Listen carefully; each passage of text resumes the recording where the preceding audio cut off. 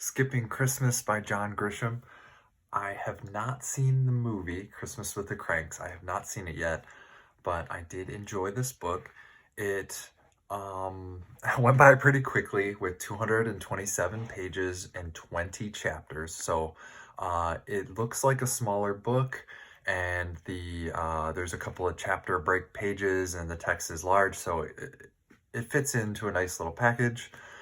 The premise is that the two parents are empty nesters. Their daughter goes away to the Peace Corps, and they think, hey, what the heck? We're home by ourselves. Why not skip Christmas?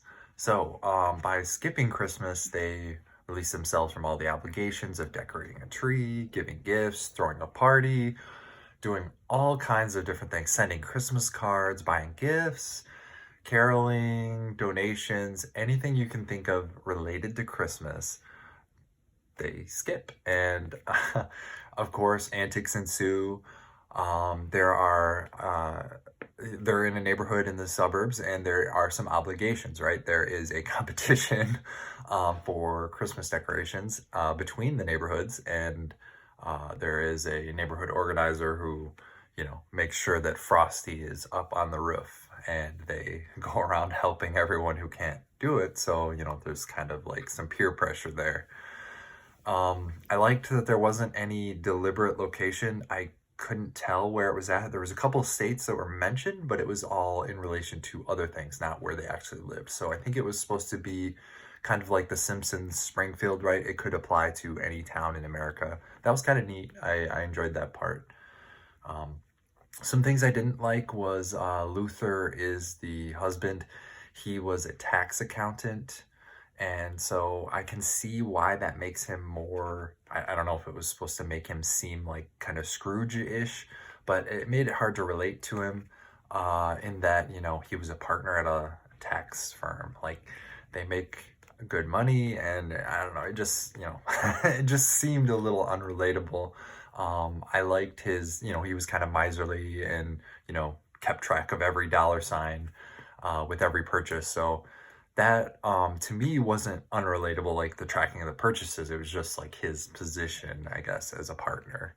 So the only other part that kind of took me away from the story was when they meet the fiance, and the book explicitly says they were checking for the color of his skin. I didn't like that part, but I mean, I don't know. I mean, I guess that's what they were doing. Like, you can't describe it any other way. It just wasn't my thing.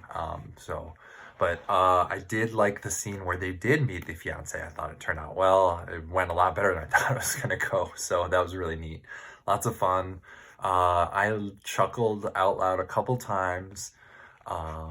It seemed like this was anything that can go wrong will go wrong, and it was fun to read about. And the chapters were short enough that they wanted me to keep reading more, and it just flew by. So I liked the buying the last tree scene.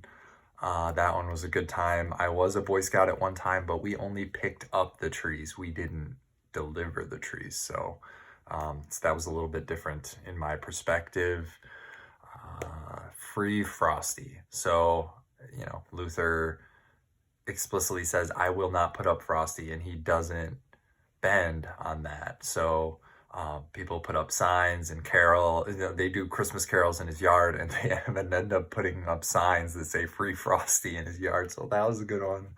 I liked the part where a Frosty in the neighborhood falls off the roof, and one of the neighboring kids says Frosty's dead. I liked that part.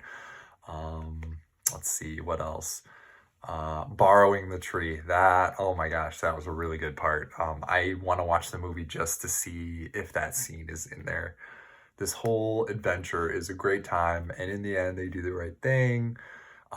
Whether or not that involves Christmas is another story, but good story, quick read, fun read, and buy your books used if you can.